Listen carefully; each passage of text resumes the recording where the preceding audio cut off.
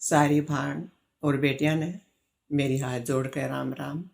भाणों, देखो यहाँ नॉर्वे में नौकर नहीं मिलते हैं। जैसे हम घर के काम, बर्तन सफाई माई से करवा लेते हैं, बाजार का काम या गाड़ी धुलवाना, इन कामों के लिए हम नौकर रख लेते हैं। लेकिन यहाँ पे ऐसा नहीं है, यहाँ सारा काम खुद ही करना होता है। तो बहनों, आज मैं आपको दिखाऊंगी कि यहाँ की सफाई कैसे की जाती है रोबोट के द्वारा। रोबोट जो है एक बिजली का यंत्र है, उसको बिजली से चार्ज किया जाता है और इसको ऑन करके छोड़ दिया जाता है। तो ये अपने आप धीरे धीरे पूरे घर में, घर के जितने भी कमरे हैं सब कमरों में जाकर एक एक कोने में, मेज़ के नीचे, कुर्सी के नीचे, सब जगह से सफाई कर देता है।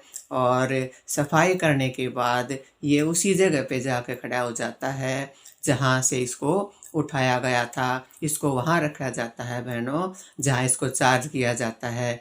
जैसे अपने पशु जो है बाहर से आकर अपने खुट्टे पे चले जाते हैं, अपनी खोर पे चले जाते हैं, ठीक उसी तरह से ये रोबोट भी अपना सारा काम पूरा करने के बाद अपनी जगह पर जाकर खड़ा हो जाता है।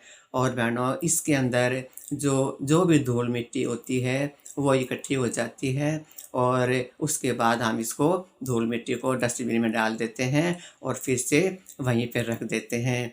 आप देखोगे बहनों कि जीने के पास अगर ये जाता है तो वहीं से सफाई करके वापस हो लेता है। जीने के अंदर नहीं जाता, नीचे नहीं जाता, क्योंकि इसको पता है अगर यहाँ जाऊँगा तो मैं गिर जाऊँगा। तो बहनों, आप देखो कैसे रोबोट से सफाई होती है यहाँ पे घरों में।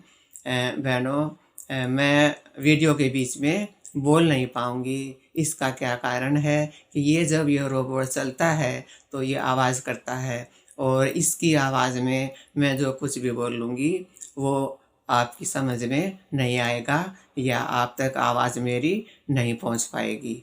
इसलिए बहनों, देखो कैसे ये रोबोट चलता है, कैसे हमारे घर की पूरी सफाई करता है। अगर हम ऑफिस जा रहे हैं बहनों और इस रोबोट में हम टाइम भर के चले जाएंगे कि इतने बजे ये काम करना है, तो ये ऑटोमेटिकली अपने आप उसी टाइम पे स्टार्ट हो जाएगा और सारे घर की सफाई करके खुद अपनी जगह पे चला जाएगा। लेकिन बहनों, मैं आपको एक बात और बताना चाहूँगी कि ये रोबोट जो है जितना इन देशों में कामयाब है उतना हमारे देश में कामयाब नहीं हो सकता। क्योंकि बहनों, यहाँ का वातावरण ऐसा है, यहाँ आए दिन तो वर्षा होती रहती है जिसके कारण धूल मिट्टी बिल्कुल भी नहीं हो पाती। सारी जो थोड़ी बहुत धूल मिट्टी होती है वो जम जाती है। लेकिन अपना तो आप जानते हो कि बारिश वगैरह तो बहुत दिन में जाके होती है और धूल मिट्टी भी बहुत ज़्यादा है। इसलिए अपने देश में ये उतना कामयाब नहीं है बहनों जितना कि यहाँ पे कामयाब है।